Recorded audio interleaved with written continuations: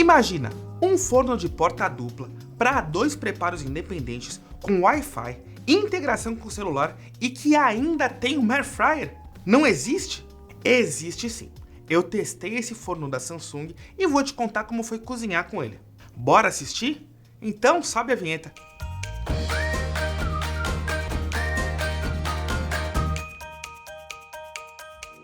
E bom, deixa eu começar te explicando que esse não é um review, porque a gente não teve o tempo necessário para testar esse forno em diferentes condições e dias. Tá, e deixa eu ser claro com você que está me assistindo. Esse é um forno de embutir, que não pode ser instalado nem no estúdio do canal, que fica num prédio comercial, e nem em casa, porque eu não tenho onde embutir, e meu apartamento é alugado. A gente explicou tudo isso para a Samsung e ela propôs uma alternativa, que era testar o fogão num lugar especial, que é a casa dos Decornautas, que tem uma cozinha 100% Samsung.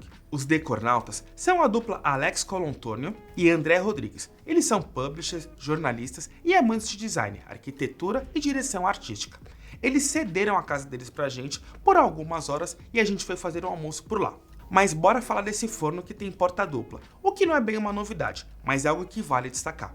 A Samsung promete um isolamento que seja capaz de fazer com que o cheiro de uma receita não atrapalhe a outra. Essa é a função Dual Cook Flex. Aliás, deixa eu explicar melhor. Esse é um forno de dupla convecção, separados entre a zona superior e a inferior, capaz de oferecer temperaturas distintas e abertura superior independente. Como assim? Com um toque simples na alavanca da maçaneta, você consegue abrir a primeira metade da porta para cozinhar 2 preparos ao mesmo tempo, preservando o sabor de cada receita. Mas se você precisar usar grandes refratários, dá para se aproveitar dos 76 litros de capacidade que esse cara tem. Mas a parte superior tem atrativos muito bacanas em um forno.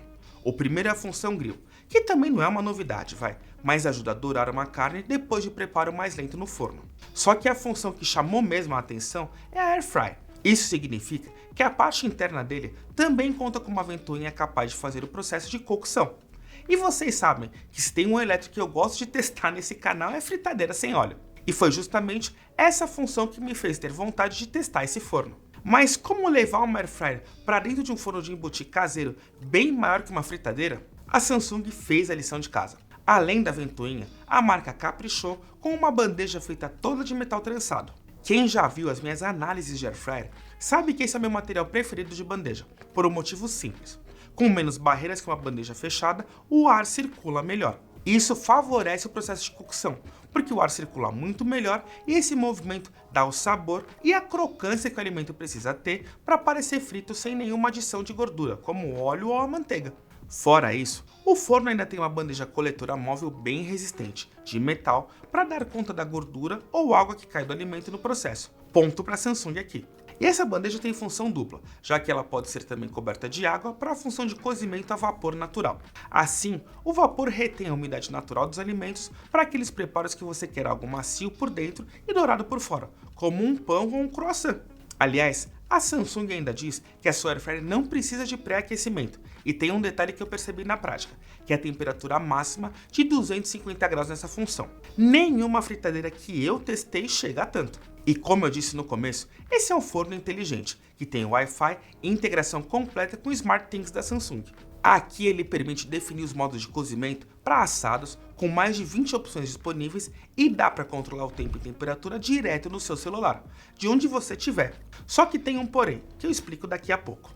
Porque eu quero ir para a prática e te contar como foi cozinhar nesse forno. Só que antes, eu tenho que te lembrar de se inscrever aqui no canal, senão você vai passar pelo vídeo e esquecer. Então se inscreve e ativa o sininho para sempre saber quando tem vídeo novo aqui no Escolha Segura, fechou? E bora continuar que tem bastante comida para ser feita. E bom, eu preciso te contar o que a gente fez lá, mas antes, deixa eu dar um pouco de contexto. No evento de lançamento da linha de eletrodomésticos da Samsung, a Bela Gil fez algumas receitas veganas por lá e para esses testes, a marca me desafiou a repetir esses preparos. Então sobrou para mim reproduzir a abóbora assada e o peixe vegano empanado, que é feito com uma planta comestível e empanada numa solução de água com tapioca e depois passado na farinha. Eu vou começar por essa receita porque ela é a mais trabalhosa de fazer. Assim, essa solução de tapioca e água começa a decantar muito rápido, ou seja, a água fica em cima e a tapioca começa a descer, ficando pesada e dificultando essa primeira etapa, que é passar a planta na mistura. E se você não afundar certinho a folha, ela dobra e você não consegue empanar. Então precisa de um pouquinho de paciência e uma dose de relaxamento, porque ela gruda nos dedos. Depois de passar na farinha, o ideal é untar uma forma com azeite e passar um fio também na parte superior e colocar no forno. Eu trabalhei com 170 graus por 40 minutos e o resultado do peixinho da horta ficou ótimo, crocante, assado por igual e saboroso. O segundo preparo foi um pouco mais fácil. Um pouco não, bem mais fácil. É só cortar as abóboras cabotiá em cubos pequenos, temperar com sal, ervas e azeite e colocar no forno a 200 graus por 40 minutos. Pro meu gosto, ela poderia ficar uns 5 minutinhos a mais para que a casca ficasse mais crocante, preservando a maciez por dentro. Mas eu fui voto vencido. A maioria adorou a receita e o ponto da abóbora. E claro que eu também fiz um bolo para testar o forno. Tá, eu não. Foi o Bruno. Ele comprou aquelas massas prontas, acrescentou ovos e leite e pronto. O bolo ficou com aquela crosta bem gostosa, que também deu para regular nos detalhes e chegar a uma temperatura mais alta no forno. Bom, função forno testada, eu quero falar da Air Fryer. Foi nela que a gente viveu bons momentos e outros não tanto assim, mas eu vou te explicar tudo. Eu comecei pelo pernil suíno, que substitui uma receita que eu costumo fazer bastante nos meus reviews de Air Fryer, que é a picanha suíno. Não tem muito mistério. Pega uma peça de aproximadamente 1 kg, tempera com sal, pimenta, alho, limão e azeite, deixa marinando por mais de 30 minutos e coloca no forno na função Air Fryer. Eu coloquei por 220 graus por 35 minutos, já que o pernil é maior e mais largo que a picanha suína. Ele dourou por fora, mas ele estava muito mal passado por dentro. E aqui vale o alerta, que carne de porco mal passada pode transmitir doenças e ser prejudicial para a sua saúde. E como ela estava muito mal passada, o segredo é cortar o pernil em medalhões de 2 dedos de largura e devolver para o forno ainda na função Air Fryer. Eu preferi manter a temperatura que estava, mas se eu tivesse com mais pressa, dava para aumentar e explorar os 250 graus e dourar muito mais rápido. Com tudo pronto, foi só servir. Mas se o preparo do pernil não foi desafiador para a função Air Fryer, a gente quis fazer receitas que a gente costuma testar numa fritadeira, que são o pão de queijo e a batata congelada. E foi aí que os nossos problemas começaram. Para você entender, a gente fez esse preparo junto com o bolo.